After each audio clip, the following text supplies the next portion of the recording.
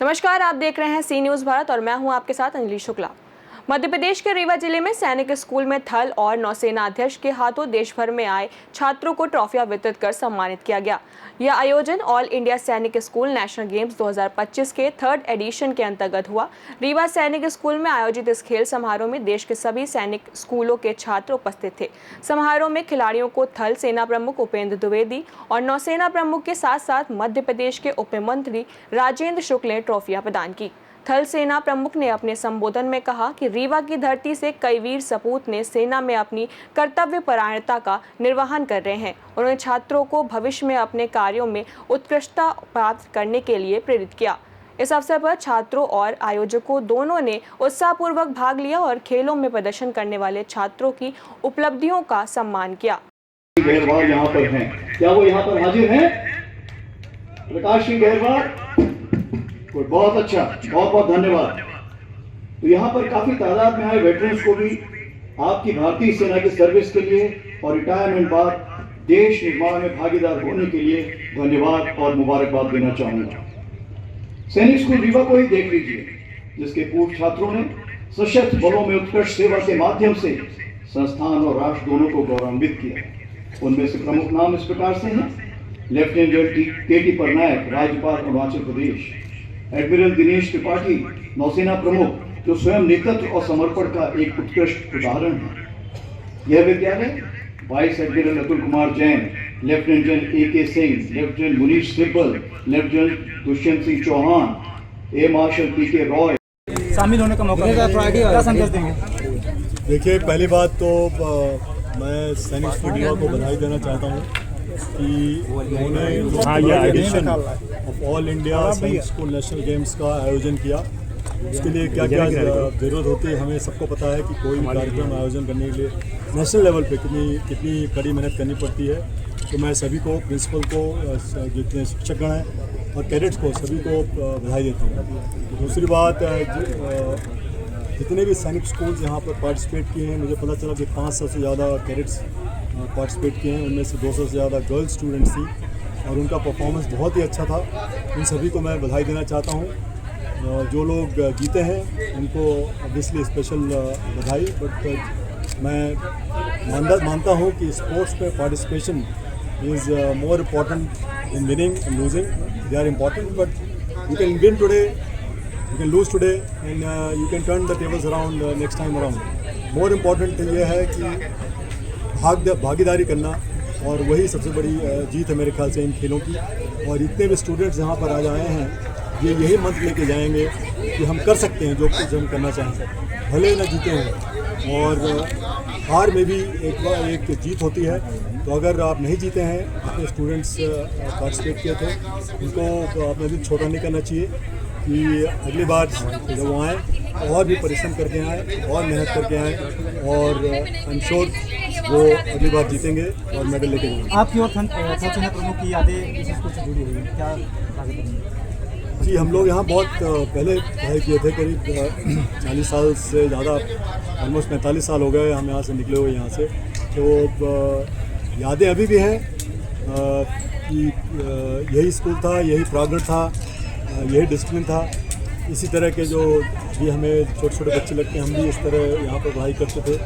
तो हम लोग जो कुछ भी आज हैं वो सब ऑब्वियसली सैनिक स्कूल रीवा की वजह से, जो हमारे शिक्षकों ने हमें पढ़ाया, हमें बताया, हमने जो गुण पैदा किए, वो हमें अभी भी काम आते हैं और आगे भी काम आते रहेंगे।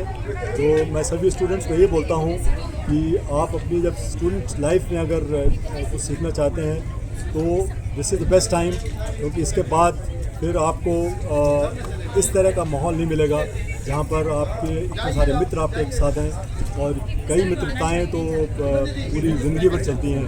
तो यही हमारी यादें हैं, और हम दोनों अभी भी मित्र हैं, और दूसरा काम भी आई ऑप्शन 2 टाइम। सर, विंध्य की धरती से देश के दुश्मनों को क्या चेतावनी देंगे? विंध्य की धरती से नहीं, मैं तो नौसेना अध्यक्ष हूँ, और एज डिफेंस ऑफिसर और एक राष्ट्रीय नागरिक होने के नाते मैं ये बताना चाहता हूँ कि हम देश की रक्षा के लिए पूरी तरह से सजग है और कोई चेतावनी नहीं किसी को। हम तो ये बताना चाहते हैं कि हमारी तरफ कोई आँख उठाकर ना देखे, क्योंकि हम सक्षम हैं और जहाँ तक समुद्रिक हितों की रक्षा करने की ज़रूरत है, एज ए नेवल चीफ मैं आपको ये बता देना चाहता हूँ कि हम लोग कहीं भी कभी भी कैसे भी अपने सामुद्रिक हितों की रक्षा करने के लिए तैयार हैं, सजग हैं। सर ऑपरेशन सिंदूर का क्या अनुभव रहा? शांति रखेंगे। हिंद की माटी से देश को क्या संदेश देना चाहेंगे? हिंद की धरती से देश को क्या संदेश देना चाहेंगे? सबसे पहले तो विंध्य की धरती पर आकर मैं बहुत भाव विभोर हो रहा हूँ, क्योंकि इसी धरती ने आज मुझे उस पदवी पर पहुँचाया है जिसमें पूरी भारतीय सेना का मैं प्रमुख बना।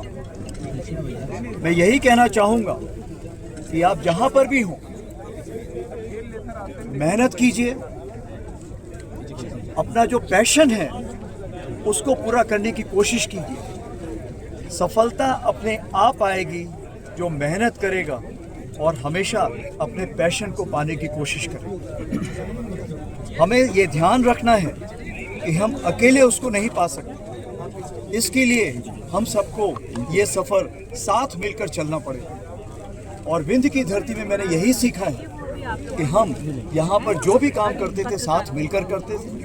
और मैं भारत या कहीं भी बाहर गया हूँ और विंध्य क्षेत्र का अगर कोई व्यक्ति मिला है तो वो बड़े ही गर्मजोशी से मिलता है और वो साथ में मिलकर कदम मिलाता है और साथ में मिलकर कार्रवाई करना चाहता है। ठीक है सर, कैसा एहसास है आज आप सैनिक स्कूल में खड़े हुए हैं? ये एक ऐसा एहसास है जो आज मैं सैनिक स्कूल पर खड़ा हुआ हूँ, सैनिक स्कूल की धरती पर हूँ, हेलीपैड पर हूँ, तो मुझे तो ऐसा लग रहा है कि मैं सैनिक स्कूल वापस आ गया हूँ। जब मैं 9 साल का था तब मैं 5वीं कक्षा में यहाँ पहुँचा था और मुझे ऐसा लग रहा है जैसे मैं वापस 5वीं कक्षा में आ गया हूँ। और यहाँ पर एथलेटिक्स ग्राउंड होता था और मेरा मन कर रहा है कि मैं वैसे ही उस एथलेटिक्स ग्राउंड में अपना फिजिकल ट्रेनिंग की कार्रवाई शुरू करूँ, लोगों से मिलूँ, खिलखिलाऊँ और वो बचपन जो वापस नहीं आ सकता, लेकिन फिर भी कोशिश है कि उस बचपन को दोबारा जीऊँ। सर अपने जिस दोस्त को भी लेकर साथ में। आपने बहुत सही बोला।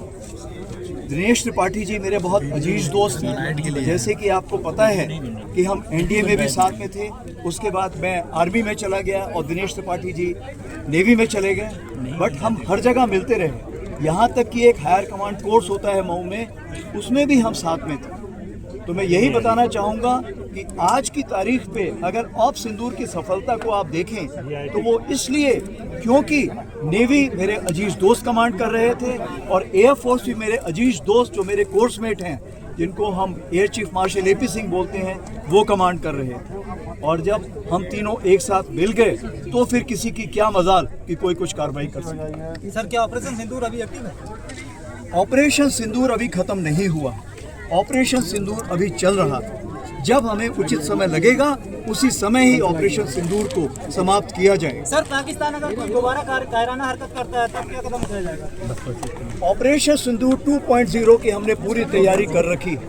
अगर उसने कोई कायराना हरकत की तो उसको मुंह तोड़ जवाब दिया जाएगा। सर देश के युवा को क्या संदेश देंगे? मैं देश को युवा को यही संदेश देना चाहता हूं कि आपने वर्दी पहनी हो या ना पहनी हो, आप मेरी तरफ से सोल्जर हैं, आप मेरी तरफ से एक सैनिक हैं।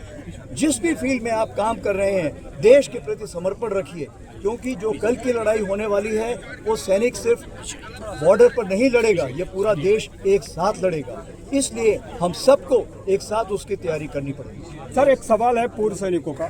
सेना के अंदर एक रिस्क अलाउंस भत्ता दिया जाता है जिसे एमएसपी कहा जाता है, एमएसपी। तो उसमें जो भिन्नता है, जवान को 5200, अधिकारी को 5000, एमएनएस को 10,500। तो रिस्क अलाउंस भत्ता तो सेना में रिस्क सभी को है, वो कब सामान्य होगा सर? अभी आपने जो सवाल पूछा है उसमें सबसे बड़ी क्या है, क्या तनख्वाह बराबर है? तनख्वाह बराबर नहीं है। तो ये जो 8th पे कमीशन है, जो भी आपकी ऐसी मांग है, जो भी ऐसे सुझाव हैं, उन सुझावों पर कार्रवाई करेगी। आपको पता है कि सरकार ने अभी 8th पे कमीशन अनाउंस कर दिया है, तो ये जो आपने जैसे बताया है, आप ये सजेशन उनको भेजिए तो उस पर कार्रवाई होगी। सर अब सेना प्रमुख है। रीवा से सी न्यूज संवाददाता अर्जुन की रिपोर्ट। ऑल इंडिया सैनिक स्कूल नेशनल गेम्स 2025 का यह आयोजन छात्रों में खेल और अनुशासन की भावना को बढ़ावा देने के साथ साथ रीवा के सैनिक स्कूलों को राष्ट्रीय स्तर पर गौरवान्वित करने वाला साबित हुआ।